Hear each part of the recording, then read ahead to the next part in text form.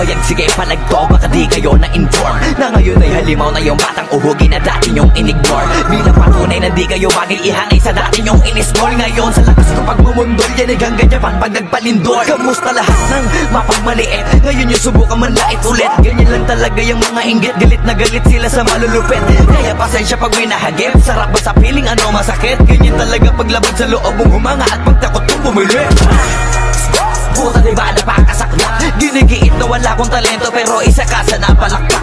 Sigit-sigilan nakakaputak, sa padinig mo ay isalpak. At na mahina laman na awitin hanggang sa ang utak mo'y mabakbak. Ano masarap ba?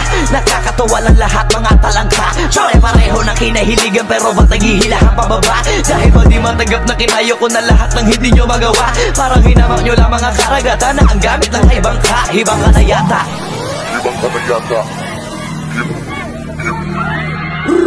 Lahat na may maling tono, makakababa na sa trono. Handa naman akong pakinggan kayo, wag nyo lang ako gawin bobo. Bueno, eto na ang malino na sagot ko sa napakalabong tanong ko. Bakit ako sumusulot o kapatunayan na hindi ako patapon? Alam nyo ba yun? Malamang hindi kasi hindi kayo alisto. Sa sobrang bulag nyo sa katotohanan, lahat kayo ay pinanisko.